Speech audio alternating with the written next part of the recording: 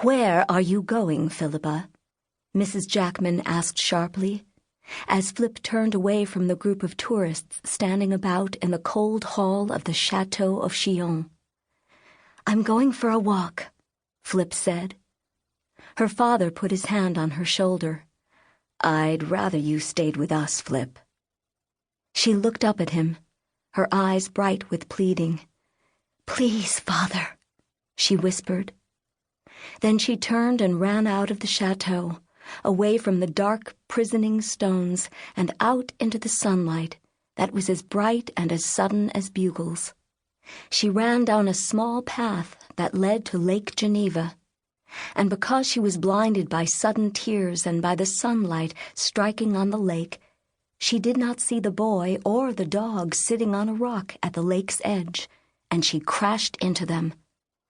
"I'm sorry," she gasped, as the boy slid off the rock and one of his legs went knee-deep into the water before he was able to regain his balance. She looked at his angry, handsome face and said quickly, this time in French, "I'm terribly sorry. I didn't see you." "You should watch where you're going," the boy cried, and bent down to wring the water out of his trouser leg. The dog, a large and ferocious brindle bull, began leaping up at Flip, threatening to knock her down. "Oh," she gasped, "please, please." "Down, Ariel, down," the boy commanded. And the bulldog dropped to his feet, and then lay down in the path in front of Flip, his stump of a tail wagging with such frenzy that his whole body quivered. The boy looked at Flip's navy blue coat. "I'm afraid Ariel got your coat dirty. His paws are always muddy."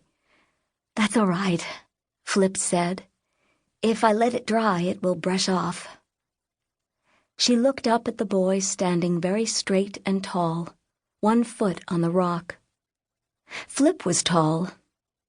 "I do hope you won't grow any taller, Philippa dear," Mrs. Jackman kept saying.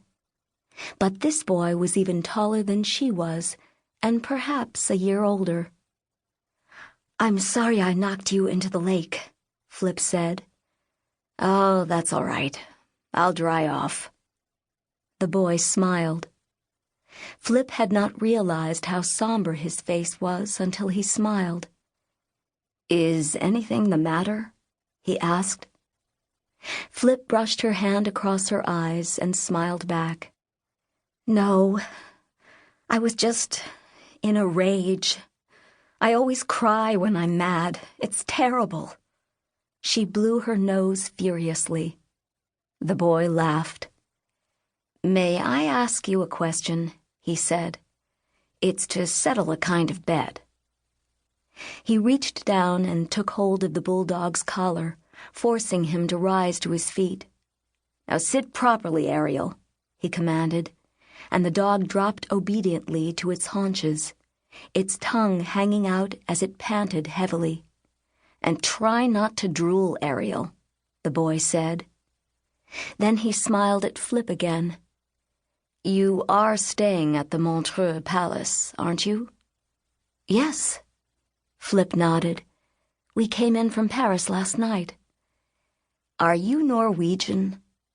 "No, I'm American." "She was right then," the boy said. "Right? About what? Who?" Flip asked. She sat down on the rock at the edge of the water, and Ariel inched over until he could rest his head on her knee. "My mother. We play a game whenever we're in hotels, my parents and I. We look at all the people in the dining room and decide what nationalities they are. It's lots of fun. My mother thought you were American, but my father and I thought maybe you were Norwegian. Because of your hair, you know." Flip reached up and felt her hair. It was the color of very pale corn, and she wore it cut quite short, parted on the side with a bang falling over her rather high forehead. Mrs. Jackman had suggested that she have a permanent, but for once Flip's father had not agreed. "She has enough wave of her own, and it suits her face this way," he said, and Mrs. Jackman relented.